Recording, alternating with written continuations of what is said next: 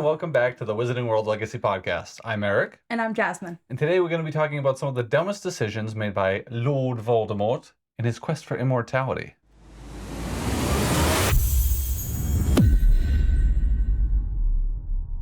To start, let's talk about how to achieve immortality, specifically within the Wizarding world.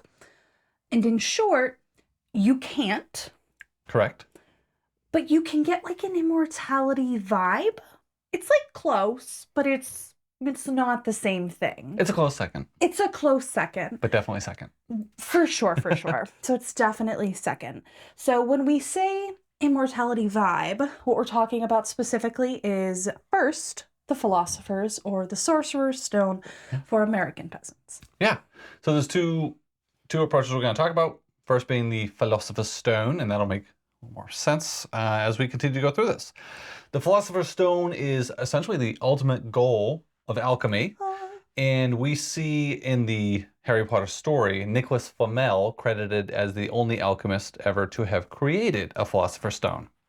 He and his wife Perenelle lived over 665, well, she was 658, he was 665 or more years. After the destruction of the Philosopher's Stone, the elixir of life, which is one of its attributes that it can create, would have run out and he would have died. Yeah, another attribute is that it can turn any mundane metal into silver or gold. In the movies, we really only hear about the gold part, but silver still has its uses. So. Fun fact, Nicholas Flamel and Perenelle were both actually based on real characters from...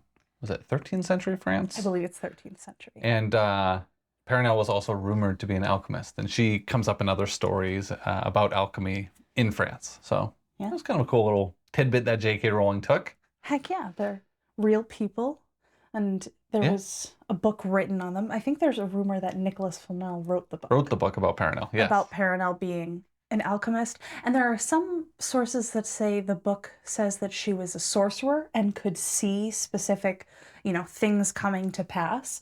Yep. Maybe a seer. Yeah, maybe a seer. Yeah.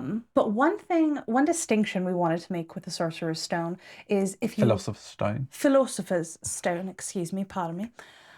Also, and if you take the elixir of life, our theory is that it maintains your body as well as your soul, which is sort of contrary to what we see in the Fantastic Beasts series when we actually meet Nicholas Flamel. He tends to be a little bit old and sort of... decrepit. Decrepit. Yeah. It's not a good look for him. But... So it's interesting because if you look at the way it's referred to as in like Muggle lore, it's like the elixir of life and or the elixir of health and vigor. And Nicholas Flamel in the movies is anything but youthful or vigorous looking. Yeah, he said. We'll see him vigorously doing anything. Right. He shakes Jacob Kowalski's hand and it breaks. Yeah, and it's broken. Yeah. So not working for him. So I guess the question we came up with was, does it essentially freeze you at the state of health that you're in when you take it? Or does it allow you to get young and healthy again, and then you continue to age again, and you have to take it when you're getting sort of to the end of your lifespan or what have you. Yeah. So you're constantly going back to like, I don't know, your 20s, and then living until you're like 100 again. Which, for a wizard wouldn't be as big of a deal because they're not as subject to the illnesses that muggles face as they reach older years. So it would kind of be okay aging, but that's never clarified. It would be something interesting to delve further into, but it sounds like, based on Muggle lore, it basically keeps you young the whole time. Right. So we're operating off the premise where you make a Philosopher's Stone, you can produce gold and silver, and you get the elixir of life that keeps you young, healthy, happy, satisfied for your entire existence. Yep. While they were extremely old, Nicholas and Perenelle were not the oldest documented wizards. Oh yeah, this was interesting. Yeah, so Barry Wee Willie Winkle, weird name. Barry Wee Willie Winkle was mentioned in some of the writings on Pottermore.com, having celebrated his 755th birthday and inviting the millions of witches and wizards he knew throughout his lifespan, some of which were likely ghosts. Oh yeah. I mean, they had to have been. Yeah, because if there were millions that he knew, they couldn't all be ones that were alive for their regular lifespan. Right. And why specify his entire lifespan, Right. whereas it would have just been people who were living if it was just the living. Right. The interesting thing about him is even though he's the oldest documented wizard, there is no mention of how he maintained his longevity. So, there's rumors speculating that he may have had a Philosopher's Stone of his own and just never told anybody. He could have used some sort of life-extending charms that would have been incredibly advanced and powerful magic. Or he could have used the next method of achieving immortality that we're going to talk about. A Horcrux! Or 2. Or 3 or 7. Yeah. Regardless. So the next method we're going to talk about is the Horcrux. Most people know of Voldemort having created several Horcruxes, and we'll go through those as well. Are we going with Horcruxes or Horcruxi? Horcruxy, Horcruxi. Just like Lego, Horcrux. Yeah. So he made several Horcrux. How's that? No, I hate it. Horcruxes, keep going. Okay. So a Horcrux is essentially a container for one's soul. You would need to, in order to make a Horcrux... A piece of your soul. Correct. Thank you. That's an important distinction. You need to fracture your soul by committing murder. We do know that much about the Horcrux. And Voldemort learns about the method of the Horcrux when he's only in his 5th year. He's 15 years old at Hogwarts. I was thinking about this. You actually get really simple math when they start their first year at 11 because it's just 12, 13, 14, 15. And it's all within, their 5th year, their 15, their 4th year, their 14. That's correct. It's very simple math, and Yeah. I appreciate J.K. Rowling for that. Thank you. So yeah, he's 15 years old when he decides, all right, I'm going to achieve immortality, and I'm going to do it this way. And he also gets fixated on the number 7 being the perfect number, so he decides he's going to make 7 Horcruxes. So 7? He's 15 when he doesn't only decide this is the route he's going. Mm-hmm. He embarks on this route. Yes. At the very youthful age of 15. Now, the important thing to know about making a Horcrux is, again, you have to murder somebody. Murder. In order to fracture your soul. And then you can take a fragment of your soul, place it within that object to magically conceal it, and then you put a bunch of enchantments on that object to protect it. And it essentially, because it is a piece of your soul that knows you want to remain immortal, it also wants to protect itself. So there are sort of elements of the Horcrux in and of itself that sort of protect itself. Yeah, definitely. So it serves as an anchor to sort of this side of living versus death. Yeah. And so anchors you to the mortal world. Yes, yeah. Exactly. So if your physical body is destroyed, as Hermione so eloquently puts it, your soul won't be touched. If I were to take a sword and casually stab Eric, I wouldn't be hurting his soul. I would just be hurting his body, his emotionality, his mental well-being. Everything else would be hurt, but not his soul. Yeah. So when I inevitably came back, I would definitely take vengeance. Right. And so in his quest for vengeance, I would then hurt my soul. Exactly. So his piece of soul that's tethering him here is holding him back, while his other piece of soul that was inside of Eric Prime would be scrambling, trying to pass over, get to the other side, but just wouldn't be able to. It's being held back. Exactly. And so when Eric's Prime's piece of soul found a new body, then he'd be able to seek vengeance and I'd suffer greatly. Yes. Yeah. If you've ever played Super Mario, you can almost think of it like the Chomper who's on the chain. Yes. That chain is the Horcrux. He wants to get off and murder everyone, like Voldemort. He wants to get off and go to the other side. Yeah, so yeah, that's the metaphor. He wants to get off to go to the other side, and the chain is holding him down. Chain is like, Have to say the magic word. So at 15, he decides, all right, I'm going to split my soul. I'm going to split it into 7 pieces because 7 is the perfect number. It's the most magical number. Ergo, I'm going to have 7 fragments of soul tethering me to the earth. Fun. What's that? Fun. Oh, yeah. Super fun. Super fun. If your body is destroyed, your prime body, as Jasmine was saying, you sort of exist in this like ethereal, I don't want to say limbo for sure, because you're not in limbo. You're in this ethereal state still tethered to earth. Mm-hmm. We see Voldemort in this state. sort of as, and he describes it in the books. I was like a ghost. I was less than a ghost. Yes. Um, I mean, I wish I had remembered the whole phrase, but less than a ghost, barely existing, and blah blah blah blah blah. He gets by then obviously possessing people and animals and things of that nature until he can finally put together everything he needs with the help of another wizard to create a body to then come back. Interesting. Now, Eric, has this ever been successfully done before Voldemort? I'm so glad you asked. Oh. So the book he references is Secrets Magic of Most Evil? Magic Most Evil. And the section he looks at is Horcrux, Secrets of the Darkest Art. And the premise of a Horcrux came from Herpo the Foul, who was an ancient Greek wizard, a dark ancient Greek wizard, who was rumored to have made the first Horcrux. Now, interestingly, nobody identified what his Horcrux was.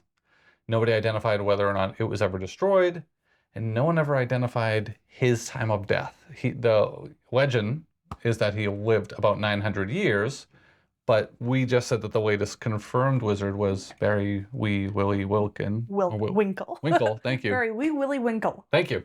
Who was 755. So we don't know that Herpo lived that long, but that's the rumor. He lived 900 years. Nobody confirmed his death. Nobody confirmed the death of his or destruction of his Horcrux. So he could still either be alive in physical or ethereal form, and his Horcrux could still be somewhere. That is very true and quite foul. And quite foul. And I find it funny that he was called Herpo the Foul because he killed one person and made one Horcrux. He probably killed more than one person, but he made one Horcrux.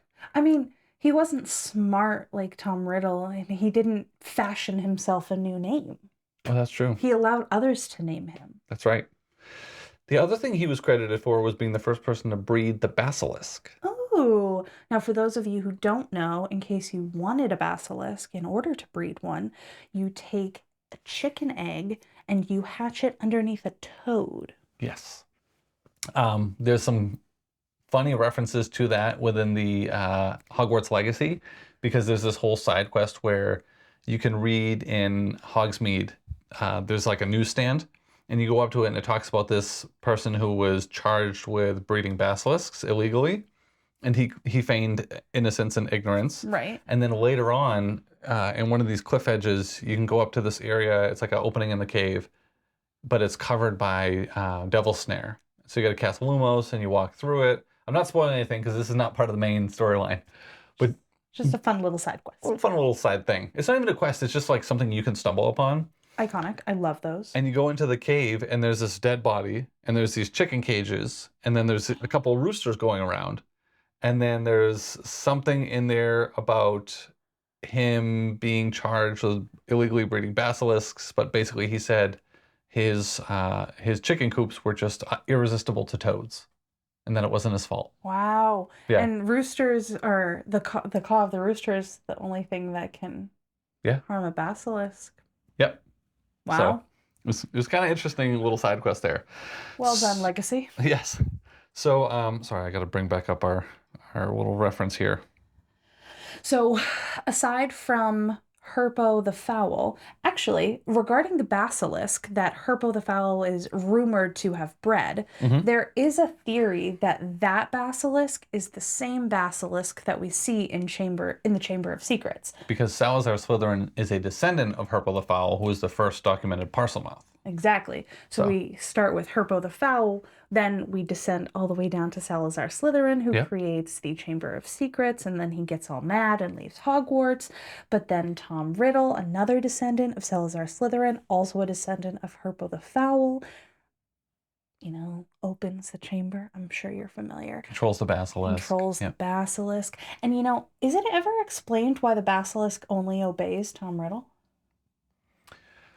So I don't know that Harry ever tries to speak to it and control it, because there is a piece of soul, which based on a theory video we just watched would have been just as significant as Voldemort's piece of soul. Right. That it could have listened to and probably would have listened to, but he was 11. Well, Tom Riddle specifically says Parseltongue won't help you here. It only listens to me. So he says it'll only listen to me because he's the descendant of Salazar Slytherin. But the fragment of soul inside Harry is also equally a descendant of Salazar Slytherin. So chances are if he spoke to it and just ignored Tom Riddle, it probably would have. But Tom Riddle doesn't know his fragment of soul is in Harry. So he just thinks he can speak Parselmouth. Right.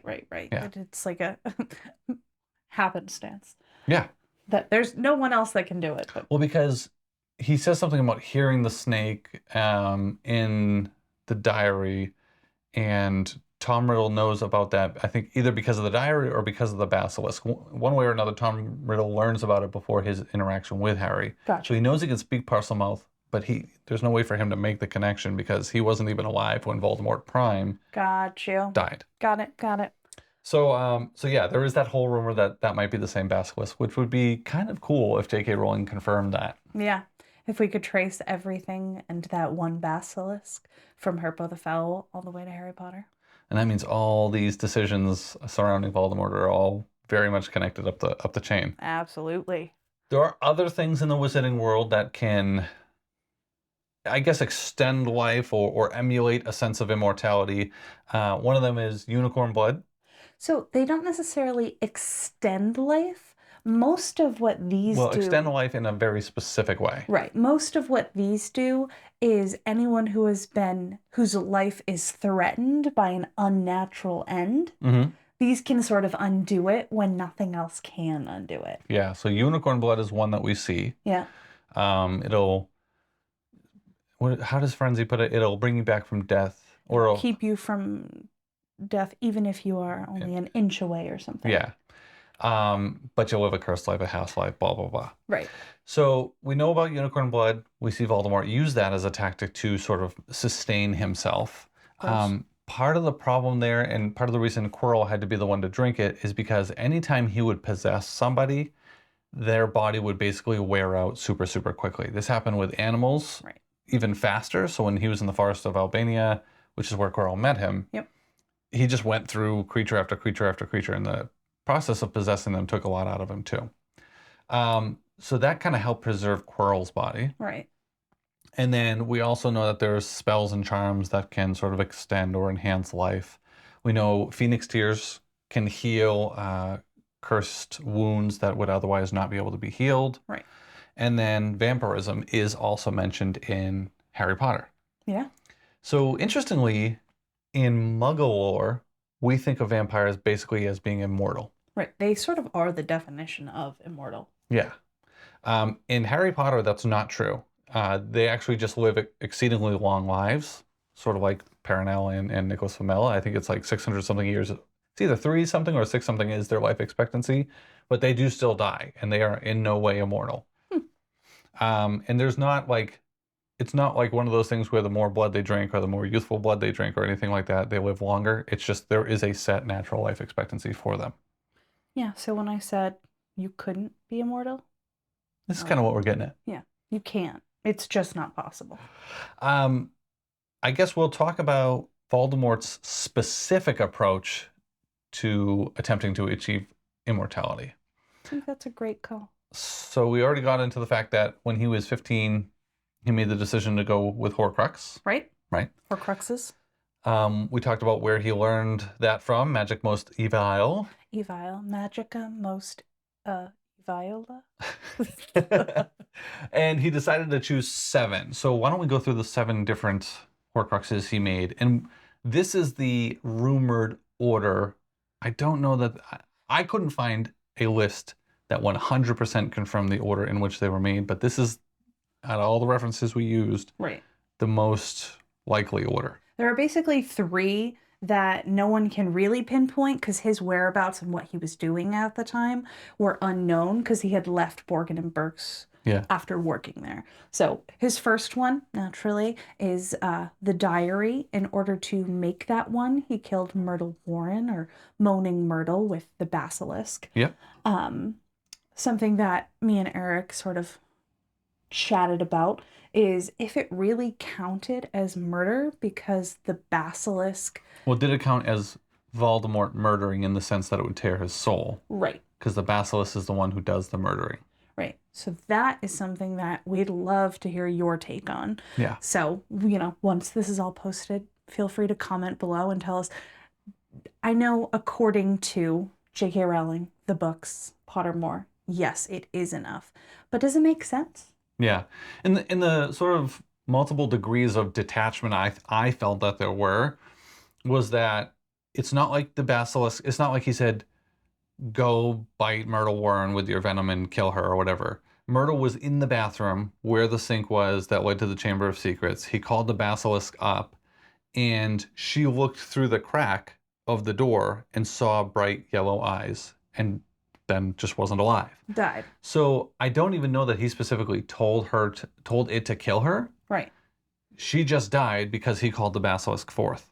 So it seems like basically anyone that the basilisk incidentally went by and made eye contact with, he was then guilty for their murder, which I don't know. That seems like... That's fair. That's a fair point. Yeah, that seems like too detached. Like really stretching out. Really stretching it. Now, there are supposedly other steps to making a Horcrux, and if he had engaged in those steps, one of which we believe might be cannibalism, if he engaged in those steps with Myrtle, then it would make more sense that, he's like, okay, I want her dead anyways because she's a mudblood, and I'm going to use this to fragment my soul and yada, yada, yada. I guess that makes more sense, but still, it seems too detached. It does, but it does make sense that it would almost be, his first would almost be an accident. Yeah. Like, I guess, I'm assuming it would have been something that, whether emotionally or not emotionally, just sort of gut-wise, he would have had to work up to it. Yeah. But if he was in a bathroom all alone and this girl was just like dead, and he's like, oh, I read about this thing and I had this really long plan. Let's just go for it. Yeah. Let's do it. Then he just like went over and like chomped on her real quick. My question is, would Myrtle... How quickly do you become a ghost? Like, it's not instantly, I don't think. Okay. Because, like, would Myrtle have known? Also, would Myrtle... She didn't even know what it was who killed her. And the basilisk would still technically be there. So I don't think you come back as a ghost instantly. I think you get to this point, almost like limbo, where Harry is. Okay. And you make a decision you want to come back as a ghost because you feel you have unfinished business. Right. So if he had chomped on her body... would her ghostly form reflect the chomp? I think your ghostly form reflects the state in which you are dead. Got it. Cool. Like this, like when you die. When? Yeah. Okay. So anything that happens after, because otherwise, your ghost would turn into a decayed. That's a good point. You know what I mean? Good point. Fair enough. I'll take it. So what was next? Well, one more thing about the diary that we found interesting. We ended up actually doing some more digging after writing up the initial video, is that the diary is the only Horcrux that ever acts as if it has the capability of coming back as a whole Voldemort. Right. Which is super interesting to think about because none of the other ones do display any ability to do that. And it's kind of weird that it can, but it also plays into the fact that this was his first attempt. Right. It was distinctly different, and it didn't have any of the safeguards that the other ones had.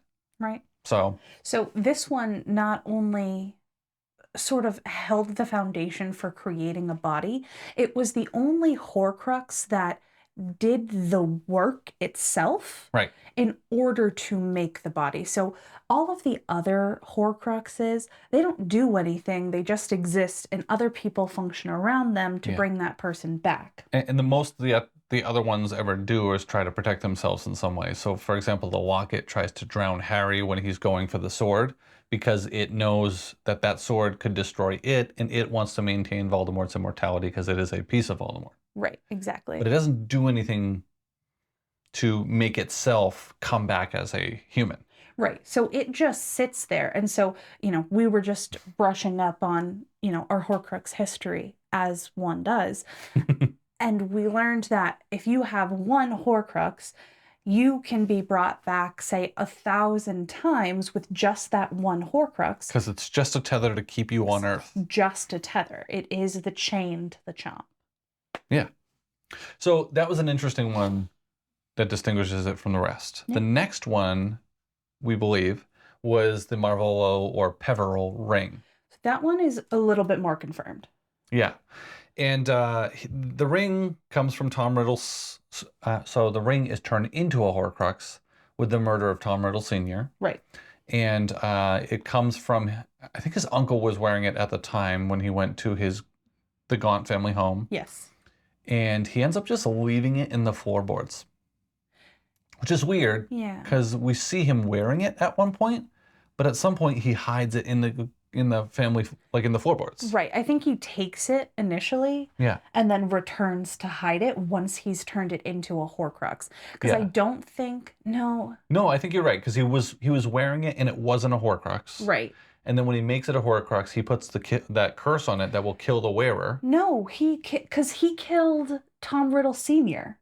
in order to make it a Horcrux. Right, so he stole it first from his uncle. No, that was all one trip. No, it can't have been because he was wearing it in his... He might have been wearing his Horcrux. I mean, he was walking around with a diary that was already a Horcrux. But he was wearing it when he was 15. Is that in the movies? It is. That's probably a discrepancy then. Yeah, that's definitely a discrepancy. Okay. Because it's like one big outing for Tom. Yeah. Tom goes out to Horcrux. It's a verb now. It's to Horcrux. I'm going to Horcrux. I'll see you later. So he goes out. See you later, Mom. Exactly. Going out to Horcrux. Exactly. I'm gonna go speak snake language to my estranged uncle. Yeah. Make a cute little meet and greet. Literally steal his ring. Then go off. A meet and greet? Is that a cannibal joke? Absolutely, it is. Thank you for pointing that out for our followers. Then he trots on over to his daddy's place and is like, not a fan, you die. Filthy muggle. Exactly. The filthy muggles. And then if we're working off of the cannibalism, then he like tastes his dad real quick. Oh, God. Super quick. And then... Weird. Yeah, super weird.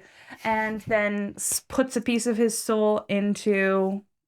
the ring itself. The ring. Which is an important distinction. Yes. So the ring is composed of the resurrection stone and a band. A gold band. A gold which band. is shape of snakes. Which is in the shape of snakes. The soul goes into the ring part. Yeah. You couldn't really put a piece of soul into the literal resurrection stone. Yeah. At least we don't think so.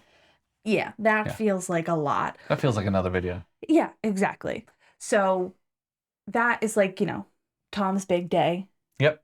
And then he, confunds or obliviates good old uncle. Yeah. Who ends up... Morpheus. And, Morphin. Morphin, excuse me. Who ends up being held responsible for the death of the Riddles. Yep. And going to Azkaban. Azkaban for life. Azkaban. Yes. Then Hufflepuff's cup. Helga Hufflepuff. Hufflepuff. So yeah, essentially Tom graduates from Hogwarts, goes off to Borgin and Burke's. Yep. Then he's at Borgin and Burke's doing his cute little first job. And in this job, he goes out and he collects various objects. Helga Hufflepuff, who's quite smitten with him. Not Helga. Oh, sorry. Hepzibah Smith, descendant of Helga Hufflepuff. Yes. Quite smitten with Tom, who's quite charming. And she is like, hey. Still has his nose. So, Slightly more attractive. But she's like, hey, can I tell you a secret? Can I show you something? And he's like, yes, please show me something. That's what I'm here for. Exactly. Literally. Literally my job. Thank you, though. And to see some things. Yeah, to see some things, to buy some things, to take some things, murder. So she shows him Helga Hufflepuff's cup and the locket. The locket. Slytherin's locket. Both on the same day. And he says, thank you so much for showing these things. This has been great. You get to die now. Yeah. So he gets told sort of the story behind the locket and gets pretty peeved because he knows that it was his mother who had the locket and who had to chuck the locket because she needed the money. And Hepzibah really, really, really makes light of that whole fact. Mm-hmm. And he's not so happy about that.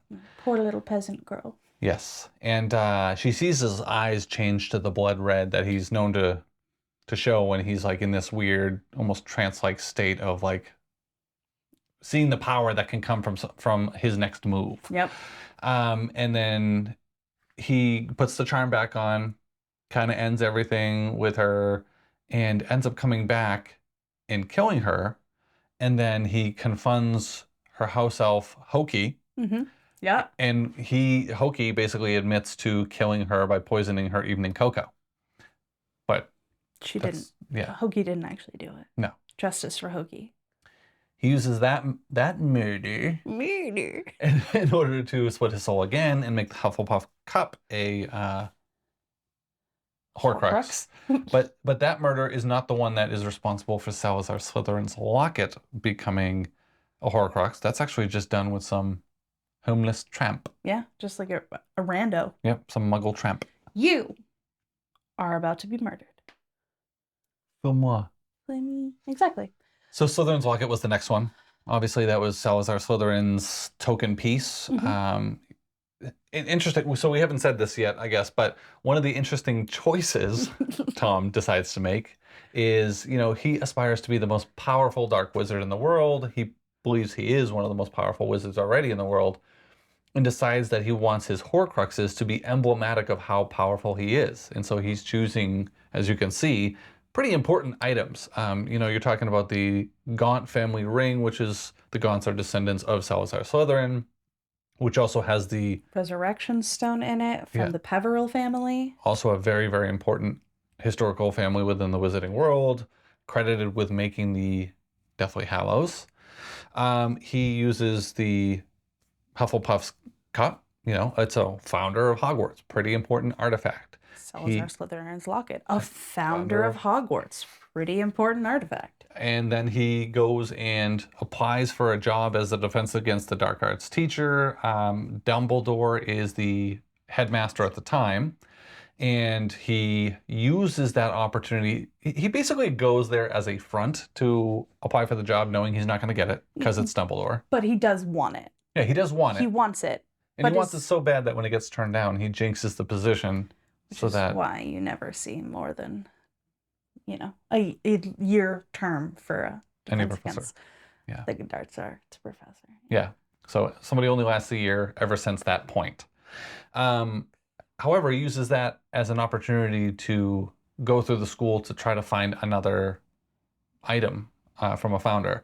So he did want one from each. Yep. He doesn't end up getting, obviously, one from Gryffindor, thank goodness.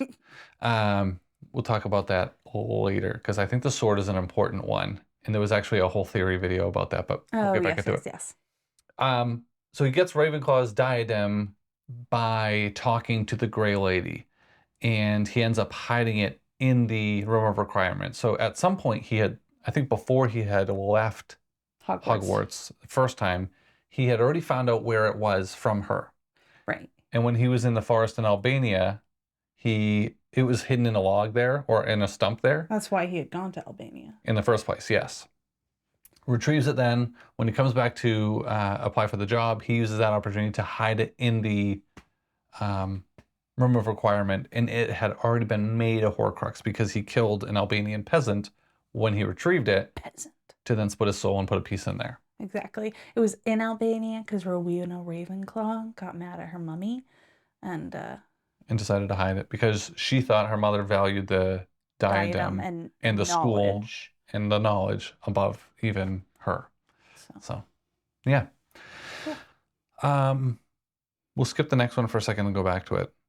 The other one that we obviously, or he obviously knows about is Nagini. Yep. Nagini is actually not the 6th. She's the 7th. He doesn't know that he's made a 6th already. But Nagini was made... Harry Potter. Nagini was made with the death of Bertha Jorgens. Again, when he's in the... That's the Forest of Albania as well. He goes back there when he's his spirit self. Yeah, for those listening at home, Bertha Jorgens is the Ministry Magic witch who went on, a little adventure. Holiday. Met Peter Pettigrew, and Peter was like, "Hey girl, I got someone to show you," and then died. Yeah. Hey, I know you. And obviously he couldn't be seen by somebody who worked at the ministry because he's supposed to be dead. And so, yeah, she takes him, brings him to Voldemort.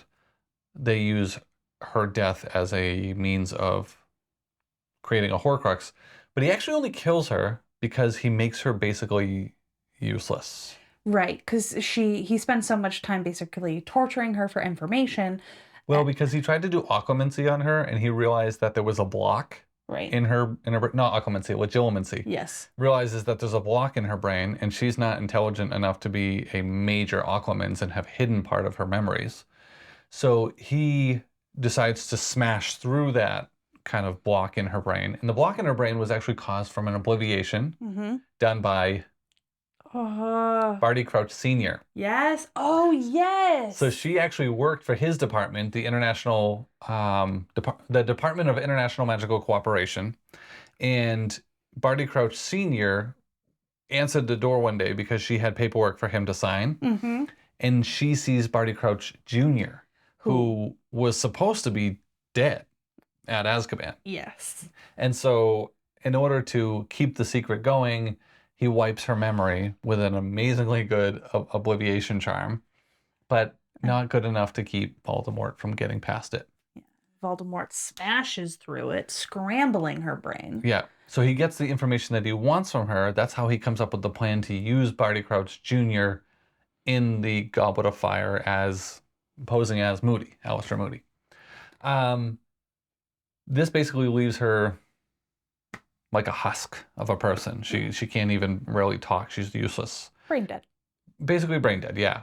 And then he decides, well, might as well kill her because we don't want somebody finding this ministry official totally brain dead, and uses that death to, again, create another Horcrux. Right, because we don't want to waste magical blood. And then he makes Nagini that Horcrux. Right.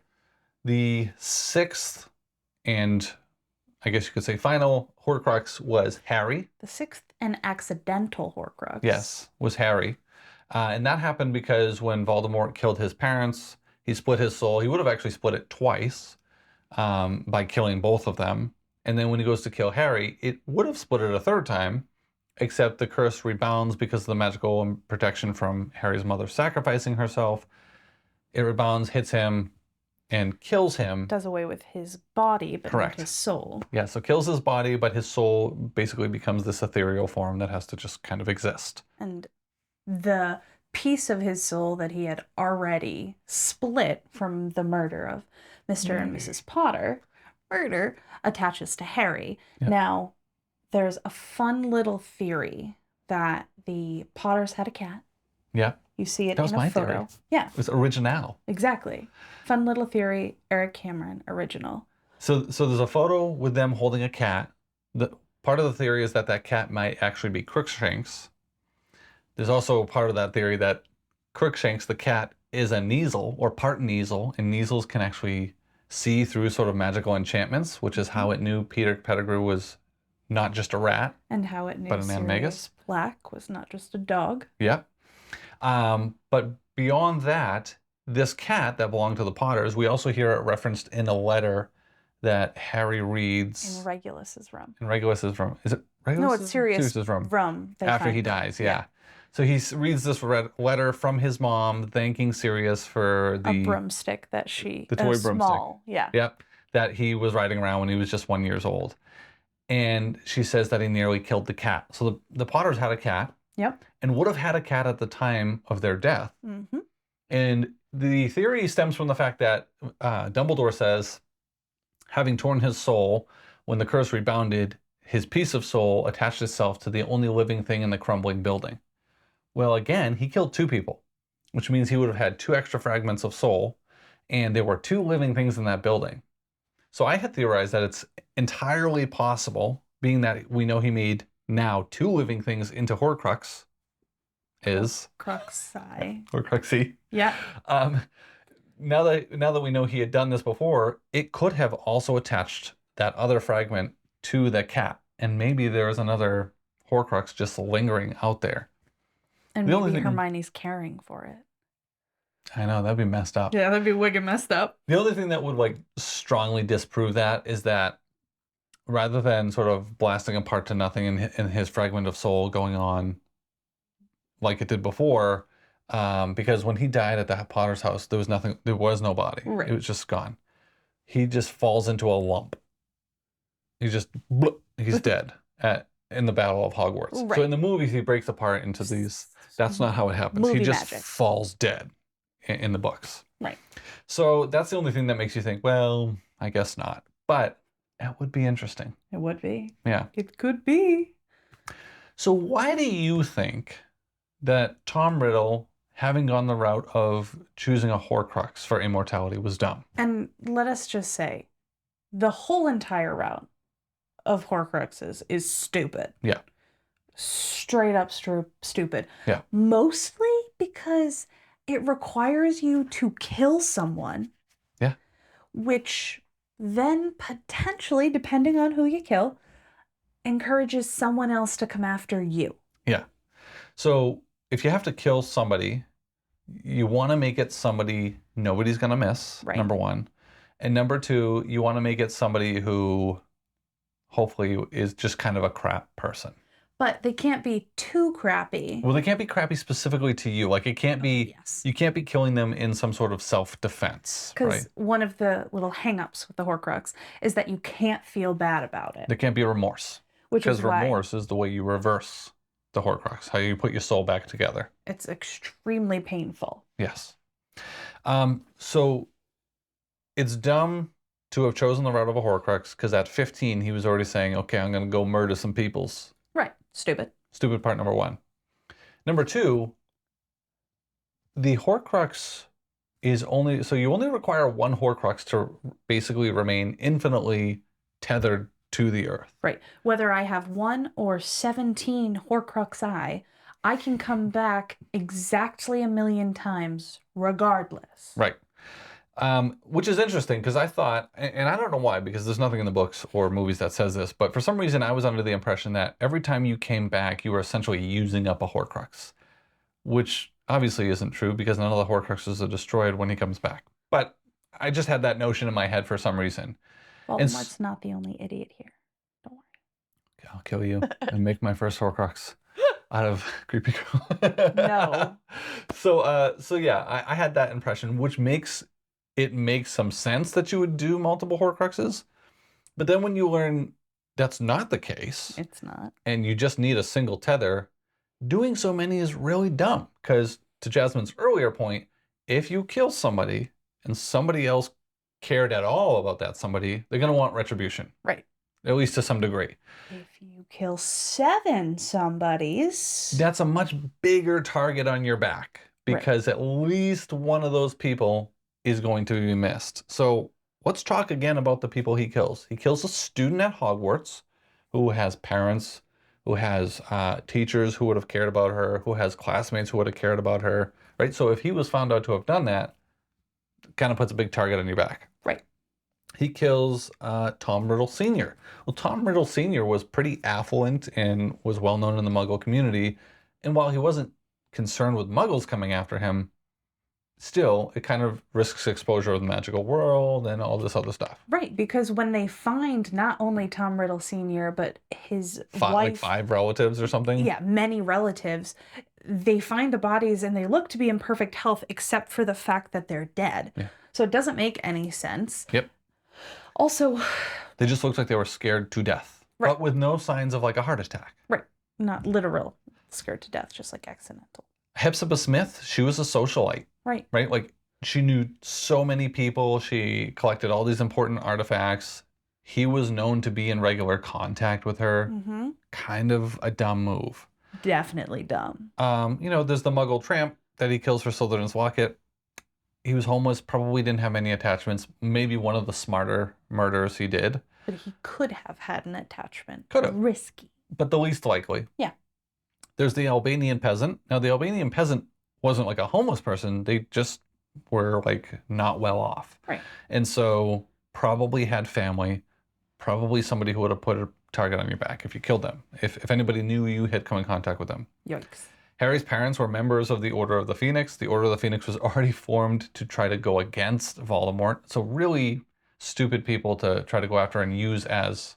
Well, he never intended to use them, so that was an accident. That's true. But still. But I have to imagine that killing... He would have used Harry as a Horcrux. I'm like 100% certain of that. Did he have an object that he would have put his soul in? No, but it sounds like based on some of these, he could have waited to do the storing of the soul in an object based on like when he killed people versus when he stored the segment of soul. Potentially, yeah. Yeah. So I think he would have used the death of the person who supposedly could have taken him down. Yeah. That would have been like so important, like such an important moment to him that he would be like, yeah. It's like such a pompous move. Yeah. Yeah. And then Nagini, I mean, he kills a ministry official. Yeah. So again, she had worked for Barty Crouch's department, but by then she was working for the Department of Magical Games and Sports under Ludo Bagman. Ludo Bagman. Yes, and that's like a huge department. In that particular year, she's working for the department that is coordinating the Quidditch World Cup and then the Tri-Wizard Tournament, which hasn't been held in like hundreds of years. Yeah, it's definitely noticeable. That one, I'm not so like, stupid, because he kind of had to. After he, like, her brain. Yeah, he kind of had to, and she had already been there. I mean, he could have just obliterated her even further. He didn't have to do anything, but, you know, he can help himself. That's true. So, like, the fact he went with Horcruxes, the number of people he killed, the people he killed, all really dumb. Now, the items. Right. He chose very important historical artifacts that would have been missed and would have been like sought after. Helga Hufflepuff's cup. Well, the only known descendant. Well, no, there's Zachariah Smith, who's a Hufflepuff student. But at some point, people would have been like, okay, well, Helga Hufflepuff's cup. Where did that go? We know that Hepzibah Smith had it, and now it's gone. Slytherin's locket, right? An important historical artifact. Ravenclaw's diadem. Now that one was already lost. That was lost. But the ghost who tells him where it is still at Hogwarts. Oh, yeah. And could have told anybody else. And did tell somebody else that another boy came looking for it about your age. Ooh. Yeah, no, that's that's not great. The ring, you know, it came from his family. It makes it obvious to somebody like Dumbledore when Dumbledore starts looking for Horcruxes. Right. But not really obvious to anybody else. The diary is the most mundane of objects, so probably the smartest. Because it's just a diary, but nobody knows what it is. Right. There's not as much magical protection around it, so it's kind of dumb that he didn't protect it well or clue anyone into as to what its purpose was. Which brings us to another stupid point, where he put his Horcruxes. Yeah. Well, and where, I guess, if the Horcruxes aren't needed to revive him, they're just needed to tether him, then I guess nobody actually needs to know where they are. They just need to know how to find him. Right. But the fact that he puts some of them in obvious places is dumb because it makes it more likely that they're going to be targeted and destroyed. Right. So with the diary, he puts it with Lucius. He's just like, here, hide this. Yeah. Lucius ends up getting rid of it because he doesn't know its importance. And because his house is being searched. Yeah. And so he tries to frame the Weasleys by leaving it with one of them as a dark object. And it backfires because then they end up being able to destroy one of the Horcruxes. Exactly. Because he doesn't know what it is. Right. And I'm pretty sure Valdi wasn't super happy with that. No, he takes out his wrath on Lucius when he comes back. Yeah. So not his best one. He also gives a Horcrux to Bellatrix. The cup. Yep. Doesn't tell her what it is, even though she has clearly shown herself to be one of his most devoted followers. Right. Like literally obsessed. And while there are, you know, Gemino charms on some of the different objects in the vault, which would have been the case in a lot of these vaults, where she stores it in her vault at Gringotts, which is supposed to be one of the safest places in the magical world. I don't believe there was a Gemino curse on the cup. I can't remember because the story was different than the movie. But in any case, they do end up having to grab it with the sword because I think if they touched it, I think there was a Gemino charm on it. I believe there was. And a Gemino charm, for those who don't remember, it's a charm that somebody who's trying to safeguard their possessions, they put on their possession, and then it will replicate if anybody but the owner touches the possession. And there was a whole thing about, you know, whether or not the items were as valuable when they duplicated, because it is an exact duplication, but then apparently the duplications actually wear down faster, so they would tarnish quicker, and so they're basically over time, worthless. Yeah, over time they were considered worthless. So she would have put more safeguards on it, for sure. Right. And she might even have thought of a different place to hide it than the vault. Even if she did hide it in her vault would have been a nightmare. Yeah. If she knew that she was holding a piece of her precious Voldemort, my precious, she absolutely would have taken a billion steps to safeguard it, and I would not have liked to see. It would have been really messed up. Yeah. She was dark. The stupid part about choosing the ring was that it was a family heirloom. Kind of makes it a more obvious choice if you know that you're looking for those kind of things, but which Dumbledore did. Stupidest part is just leaving it in the floorboards. Right. At your home. So like already there's a place to look because there's that personal connection. Right. You find this item, you can feel the dark, magic emanating off of it. And the even dumber part is Dumbledore puts it on his hand, but more on that later.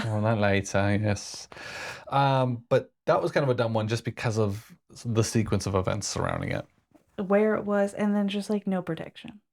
It's almost like he dropped it. There was protection, right? The protection was you put it on, it kills you. Right, but there wasn't any protection around the house, around like the Horcrux itself didn't even put up too much of a, Well, it kills the person who puts it on. Right. That's sort of its protection. But if you don't put it on, right? Yeah, it's got one. Well, I think the temptation is to put it on because the Deathly Hallow. But not everyone knows about or believes in the Deathly Hallows. That's true. So, stupid. Let's see. Slytherin's locket was stupid because of how he goes about hiding it. Yeah, where he hides it. No, where he hides it. Slytherin's locket was hidden in a great. Actually, it had a personal connection. Yeah, well, I'll backtrack on that one. It had a personal connection. Dumbledore learns about this one from. Ooh, what's her name? I'm not going to remember it. It's okay. From one of the maidens at Wool's orphanage. She tells him that he had brought some of the other orphan children there, and that when they left, they were never the same, and they wouldn't speak about it. And so Dumbledore surmises that Voldemort, at the time Tom Riddle, had tortured these children, and that made this an important place to him. So that's where he hides the locket in the basin with the potion of despair. I can make them hurt. If I want. And what makes it stupid is he uses Creature in order to test the potion and test all his sort of security measures, and he just plans to leave Creature there to die. Creature belonged to Regulus Black, and Regulus Black calls Creature to come home, and he does, because elf magic is unlike wizard magic. And so even though you couldn't apparate in and out of there, you can apparate in and out of here. Of course, I'm an elf. And so he can apparate home, just because he's told to. So he does, and he tells Regulus what happened, and Regulus nurtures him back to health, and then he decides to go back and take the actual locket and tries to destroy it, but was unable to, and charges Creature with destroying it. So actually, he doesn't come back. I'm sorry. He tells Creature to go back with the locket, try to destroy it. Regulus dies, and he actually becomes one of the Inferi in the cave. Why couldn't Regulus just have told him to take him back? I think he got dragged in by the Inferi, and that's how he became one. Tragic. And then Harry was dumb because it was an accident. Yep.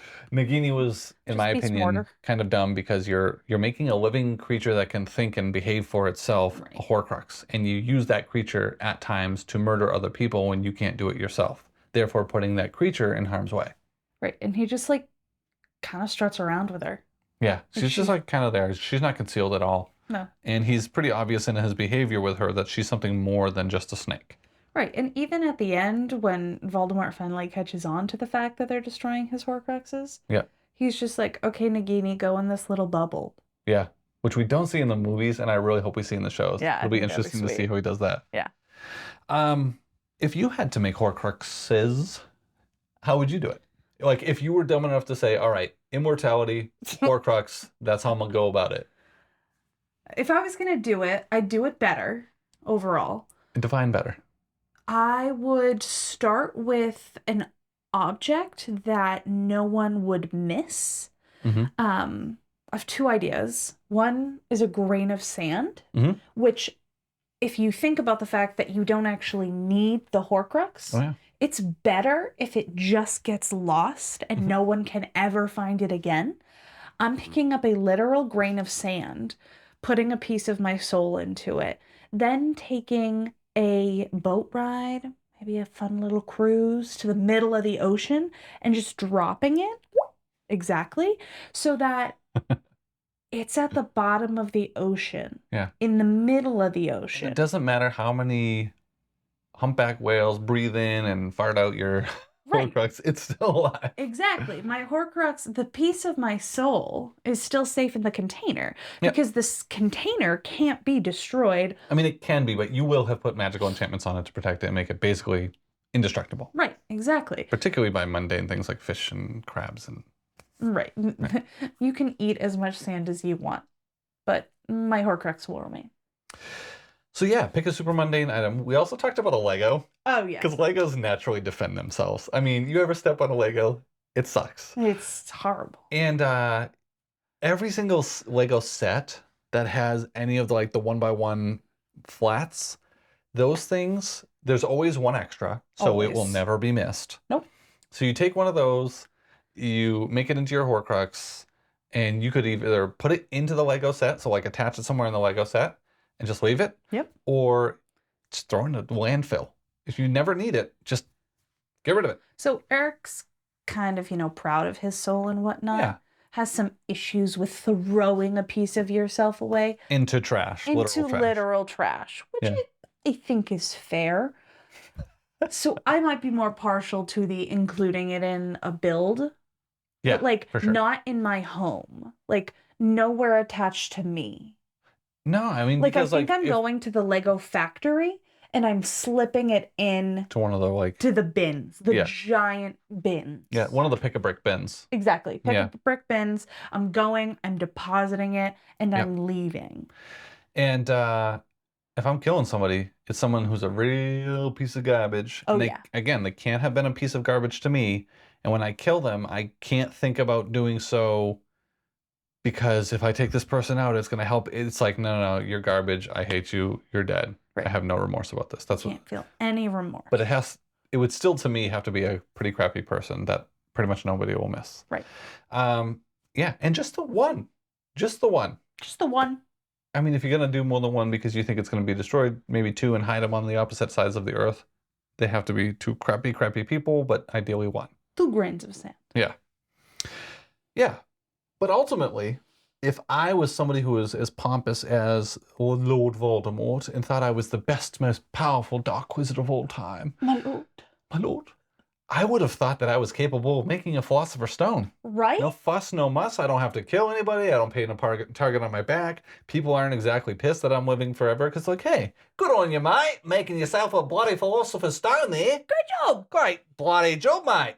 What if I have a little sip of that elixir, mate? The best things in life. The best things in life come from the Philosopher's bloody stone. Exactly.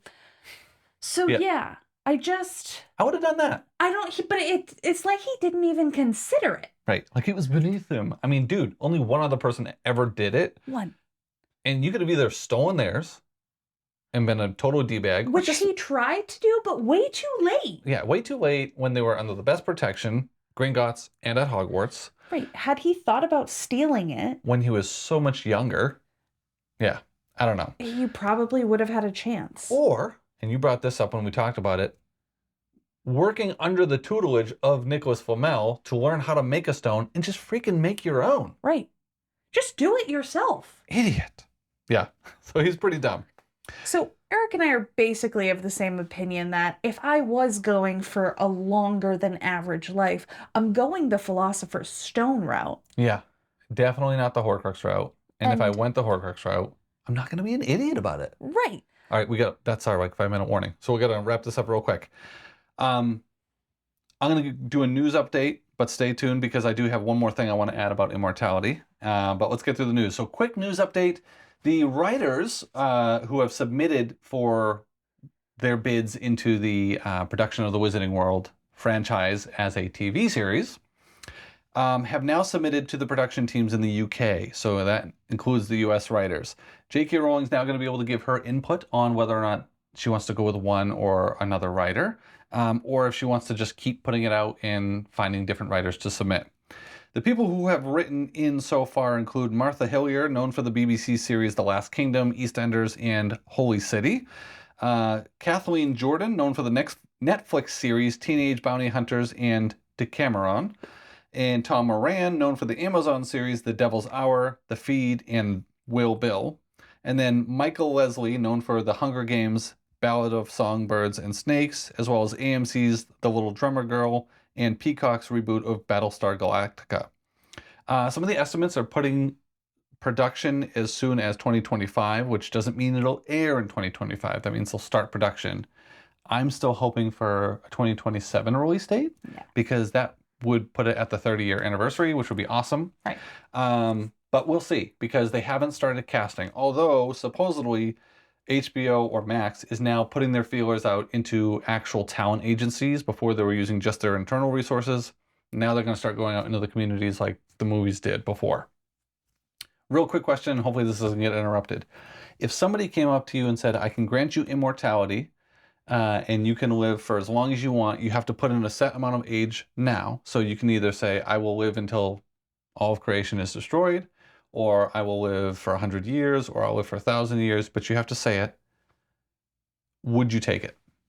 And you can't end it. Like if you get fed up with it and you said, oh, I want to live 100,000 years, you have to live 100,000 years. Would you accept immortality? And you can choose what age you become immortal, what state of health you become immortal. So your best age, best health. Is anyone else around me becoming immortal? They're just asking you. Then no. You wouldn't take it? No. Okay. What if they added the sort of extra that you can choose however many years you want to live, so you can live eternally, and if you're sick of living, you can snap your fingers and it's over. Then would you take it?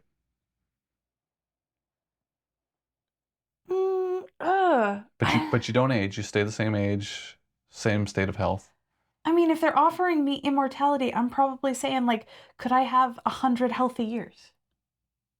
Well, you would. You'd have as many healthy years as you want, and then you're done. That feels like I got too much control.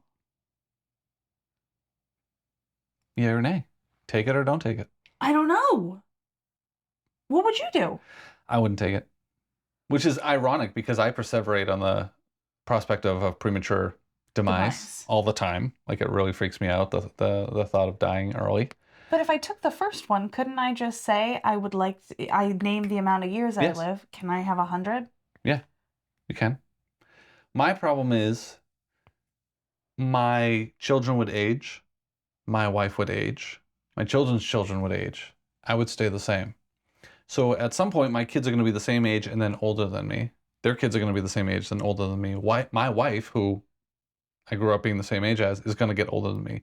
What if I'm no longer attracted to her because I see myself as young and youthful and she's old and becoming decrepit? And what is the appearance of us being together when we're out in public? How weird is it going to be that my kids are older than me? What if I have to watch them die? What if I have to watch my grandkids die? Everybody around me I know and love dies, and I'm alone. Exactly. So I would never take it. Yeah, no. I mean, maybe I would choose, like, I could say, like, okay, I want 100 years and I'd like to max age at 50. Yeah, I think I would probably want to max age at like 65. That's fair. So I would still look older. Right, that's fair. I feel like I could make it work, but, like, I don't want to. Yeah. I don't want that much control. And last one, if you could know the day that you would die, would you want to know? No. And would you behave differently? No. If you knew? No. If you knew, would you behave differently? I'm not going to know, so no. Okay. All right. Well, that's it, guys. We really appreciate you. We really appreciate you. I'm sorry, tuning into this episode. Please make sure to tune into our next episodes by subscribing so you don't miss when they get posted. You can also listen on Spotify, and if you're listening on Spotify, you can also watch on YouTube. Leave your comments below if you think there's anything that we left out about why Voldemort's decision to make a Horcrux was dumb. And until next time, bye. Bye.